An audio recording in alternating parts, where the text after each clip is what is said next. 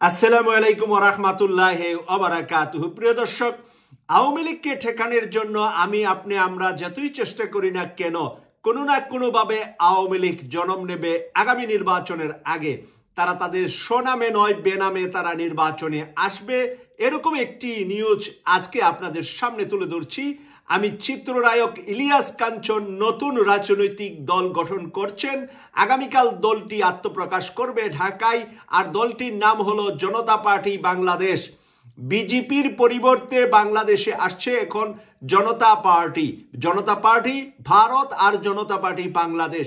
বিজেপির একটি কপি হবে বাংলাদেশে, তাও আমাদের সকলের পরিচিত ব্যক্তি নিরাপদ সড়ক চাই আন্দোলন করে যিনি সবার কাছে প্রিয় হয়েছেন, সেই ব্যক্তিটি এখন আওয়ামী লীগের শেষ নিঃশ্বাস যখন নিচ্ছে আওয়ামী লীগ, সেখান থেকে তিনি আওয়ামী লীগকে তুলে ধরার জন্য চেষ্টা করছেন। এরই মধ্যে দুজন মীর জাফর যুক্ত হয়েছে। একজন হলেন সাংবাদিক শওকত মাহমুদ, যিনি দীর্ঘদিন বিএনপির রাজনীতিতে ছিলেন। তিনি থাকবেন আগামীকাল সেই আত্মপ্রকাশে ইলিয়াস কাঞ্চনের পাশে।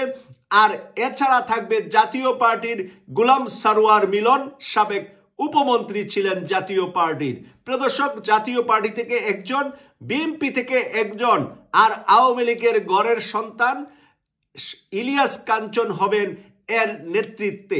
এইভাবেই জামাত এবং বিএনপিকে ধোঁকা দেওয়ার জন্য, জামাত বিএনপির সহজ সরল মানুষদেরকে সেদিকে নিয়ে যাওয়ার জন্য তারা এই ফন্দি এঁটেছে।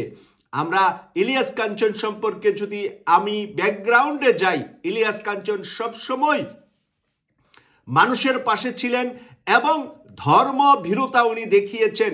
বিভিন্ন সময় উনি মসজিদে গিয়েছেন, বিভিন্ন সময় উনি নামাজ পড়ছেন। এরকম ভালো ভালো পিকচার, ভালো ভালো ছবি আমরা বিভিন্ন সময় ওনাকে দেখেছি। সিনেমা থেকে বের হয়ে আসার পরে উনি সেই কাজগুলা করেছেন এবং বাংলাদেশের একজন বড় মাপের শিল্পপতি উনি, ওয়ালটনের মালিক। আমি জানি যে ইলিয়াস কাঞ্চন, আপনাদের যদি এর মাঝে আমার কোনো ভুল তথ্য থাকে অবশ্যই কমেন্টস করে লিখবেন। ওয়ালটন কিন্তু বাংলাদেশের একটি জনপ্রিয় বাংলাদেশের নিজস্ব প্রোডাক্ট হিসাবে আমি নিজেও ওয়ালটন বাংলাদেশে ব্যবহার করেছি। ইলেকট্রনিক আইটেমের মধ্যে কম দামে ওয়ালটন ভালো সার্ভিস, ভালো জিনিস বিক্রি করে, সেটারও মালিক কিন্তু ইলিয়াস কাঞ্চন। প্রদর্শক, সেই কারণে সেই সুযোগগুলা উনি প্রত্যেকটা সরকার থেকে নিয়েছেন, কারণ কখনো উনি রাজনৈতিক পরিচয় নিজের প্রকাশ করেননি। কিন্তু আমরা ঘরোয়াভাবে, আভ্যন্তরীণভাবে আওয়ামী লীগের বহু রাঘব বোয়ালের সাথে ওনার সুসম্পর্কের কথা আমি ব্যক্তিগতভাবে জানি। উনি আওয়ামী লীগের বহু রাঘব বোয়ালের সাথে ওনার ছিল পারিবারিক সম্পর্ক, ব্যক্তিগত সম্পর্ক, যেই সম্পর্কগুলা সাধারণত মিডিয়ায় বা অন্য কোথাও আসতো না।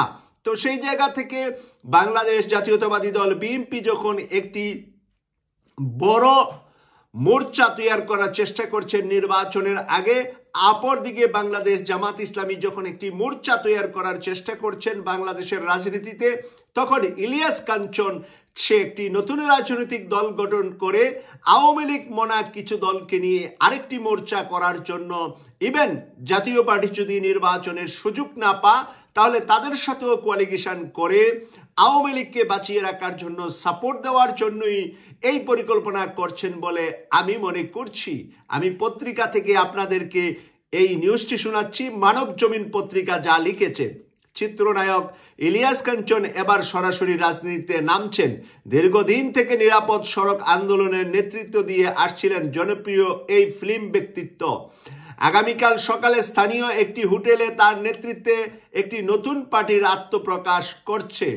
জনতা পার্টি বাংলাদেশ নামে এই পার্টির নেতৃত্বে আপাতত 3 জন থাকছেন। ইলিয়াস কাঞ্চন ছাড়া বাকি 2 জন হচ্ছেন জাতীয় পার্টির নেতা সাবেক উপমন্ত্রী গোলাম সারওয়ার মিলন এবং জাতীয় প্রেস ক্লাবের সাবেক সভাপতি শওকত মাহমুদ। বিএনপির রাজনীতির সঙ্গে শওকত মাহমুদ এক সময় সক্রিয়ভাবে যুক্ত ছিলেন।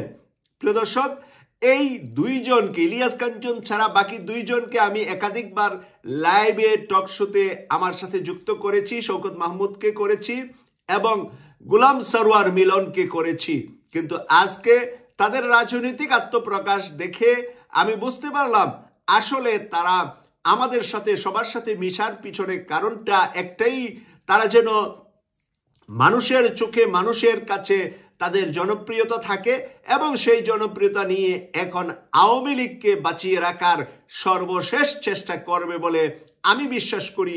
আপনারা কি বিশ্বাস করেন? মতামত লিখবেন মন্তব্যের করে। কেটিভি 24-কে সাবস্ক্রাইব করে আমাদের পাশে থাকবেন এই প্রত্যাশা রেখে নিউজটি এখানে শেষ করছি। আমি সৈয়দ মাসুক, লন্ডন থেকে। আল্লাহ হাফেজ।